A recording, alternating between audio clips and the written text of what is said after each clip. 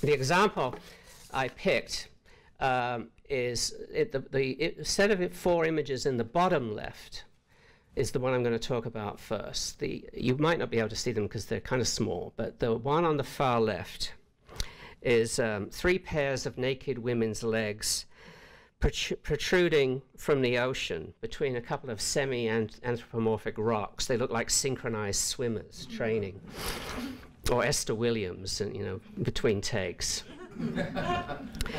And then the second image is 3 abstracted pictures of women in 3 identical windows.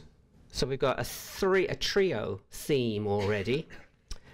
The third one is a Madonna and child between 2 vertical color hue strips.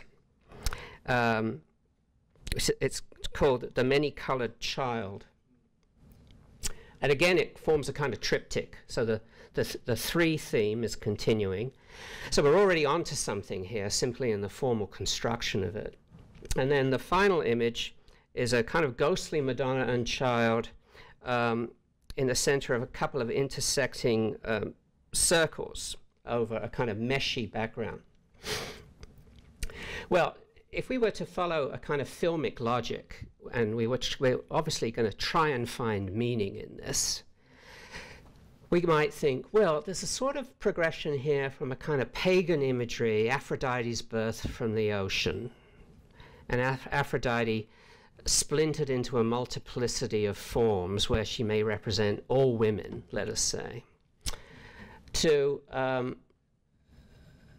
the introduction of a Christian mono-symbol of womanhood in the form of the Madonna. So we've got a shift now from pagan to Christian, to a more abstracted version of love and women representing perhaps nurture. In other words, 3 or 4 different representations of women within the different history of civilization. I mean, that's sort of like a rough series of associations you could make. Now, you could take the same 3 images, but just change the 4th, like in the top right row. And instead of the heart with the women figures as the 4th image, we've got a Coke bottle. With, I think, the text, that obscure object of desire. And just by changing that one area of selection, it changes the whole tenor of the narrative flow of continuity. All of a sudden, it kind of looks like an image you might see in a Warhol silkscreen. All of a sudden, it's now part of the imagistic language of pop art and mechanical reproduction. We then start to go backwards over the other 3 images, and they no longer seem to be about paganism and Christianity. They seem to be about different objectifications of women. We now start to see the women's legs as an object of desire, as a commodity fetish, perhaps. I'm not saying any of this is written in stone. I'm kind of free associating here.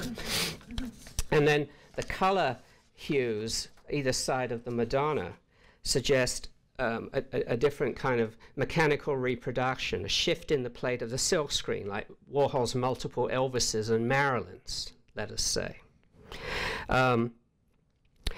We start to realize that this object of desire is not obscure. It's available to everybody. I mean, it's just a consumer durable throughout the string of images, just by changing one of them. And it reminds me of this great Warhol quote about Cokes, Coca-Cola, where he said, "A Coke is a Coke, and no amount of money can get you a better Coke than the one the bum on the corner is drinking. All the Cokes are the same, and all the Cokes are good. Liz Taylor knows it, the president knows it, the bum knows it, and you know it." All the images are good. All images of women are good, because they're all about desire, and they're all about their availability. It's about a kind of equalization of these images as commodities, all by changing one in the row. And again, you're free and open to make your own change. That's just mine. But you can see that the system that Jean-Francois is playing into is a very loaded one, because these images come with a lot of baggage, whether they are religious, gender-oriented, about commodity. I mean, there's a sort of Marxist subtext in the thing I just gave you, because I like to throw that in. And you'll find that similar things are going on in almost all of the stochasticon images, because they come not only out of Jean-Francois' personal memory, but also out of a collective memory that he has developed by looking at television, going to films, looking at magazines. So even an image that is ostensibly that of his, say, grandmother may well also be inflected and colored by another image that he's seen. In other words, none of these images are pure. They're all composite in some way, shape, or form. And as a result of that, they are always culturally constructed in some way, shape, or form as well. What this then means is that this series of works, I think, also have certain relevance to Proust, because Proust's work, of course, is very much about different kinds of memory. I'll just take a little water, hold on. And of course, as we all know, the recherche is about two different types of memory. Voluntary memory, where you make a conscious attempt to dredge up an image or an event from the past, drag it up into the present, and present it in as an authentic way as possible so that it resembles its past happening as closely as possible.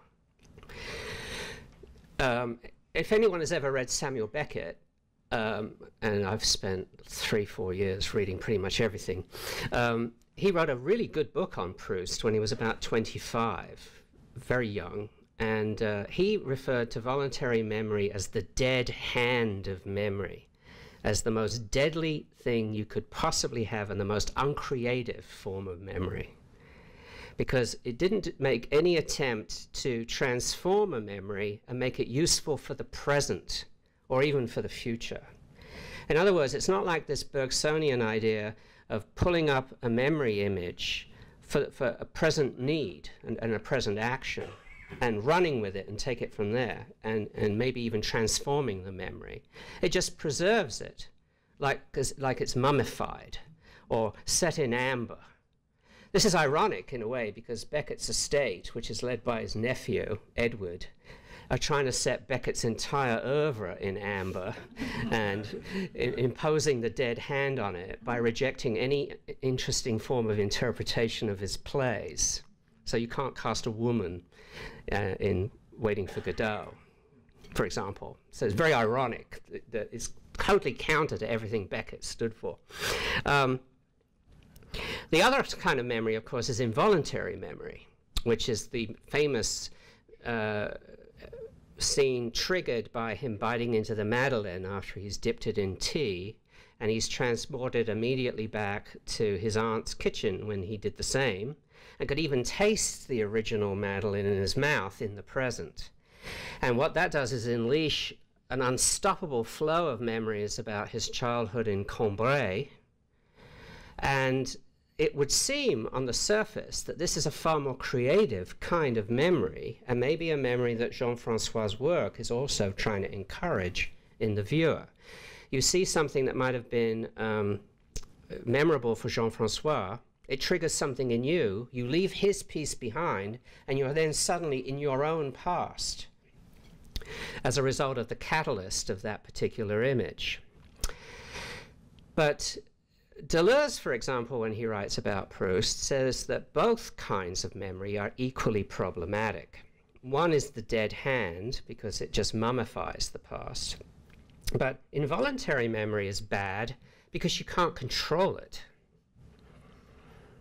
Because the whole objective is to turn it into art and to transform these memories into something new and relevant for the future. That's why when you read Proust, just as when you look at Jean-Francois' machines, The book that Proust will eventually write, when he discovers that writing will be his métier at the end of the recherche, isn't the book that you've just read, which a lot of people think. Because all that does is fold the past into the present in an endless loop. It cannot be. The book has to be an apprenticeship for a book yet to be written in order for it to get out of the stranglehold of time. Just as Jean-Francois' work is faced with a kind of similar problem, which I think it overcomes via you, the spectator. You're the one who breaks the loop because you bring your own overlay into the work so that it becomes multi-layered in terms of different kinds of memories that you bring to bear. So you don't really get locked into voluntary or involuntary memory either. You become an artist in the very act of working with the work and transforming it. And the key to this, of course, is that Proust's recherche is not a pure memory on any level anyway, just like Jean-Francois' images are never a pure image. The recherche is a composite of memories that defy easy mapping. And Jean-Francois has a story that he told me about a memory that he had back in France. I think it's by a lake at sunset, and he's with his family. And it's a very vivid memory of, and it takes him back into his childhood after he'd moved to California. And then when he started telling that memory to his family members who were supposed to be present, they all had a completely different memory of it, and they all said that it all happened on a different occasion. So what Jean-Francois had done, in a way, was himself create a composite. He'd done a Proustian act as an artist in bringing this composite memory together to produce something that didn't exist but could have existed. And it now exists purely as art. And this is the kind of memory, I think, that this work is really producing. And it's something that's better described, I think, as what Deleuze and Guattari call a monument. And when they talk about a monument, they don't really mean what we think of monuments when we think of something in a town square of a famous personage, like Winston Churchill or something, that recreates a past time when the country was better and greater, and it's now gone, and we can always relive the memories. But again, this is a kind of past set in amber, set in stone. It's not living and breathing. The kind of monument Deleuze and Guattari are talking about is a monument that's always forward-looking. And it's a monument that always links up with other memories that constantly transform it. Just like you turn that handle, you create, literally, a new monument each time. This is how they describe it. I think it's great. It's true that every work of art is a monument, but here the monument is not something commemorating a past. It's a block of present sensations that owe their preservation only to themselves and that provide the event with the compound that celebrates it. The monument's action is not memory, but fabulation. And I think this term fabulation is one to carry home with you. It's a really good word because it's derived from the idea of fabula, which is story. But it's not simply the telling of a story that doesn't change. Fabulation is a tapping into the different sensations that these memories generate. And what these fabulations do is that they isolate these sensations from their original context, sort of cut them out like bits of film, rearrange them and rejuxtapose them with other fragments to create new fabulations at each turn. Again, like turning the handles on the stochasticons.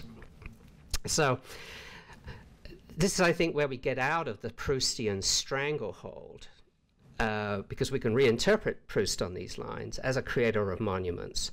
But I think this work demonstrates it in material terms, maybe better than the novel even, because it gets you working with the image and you working on the image in a very, very powerful and creative way.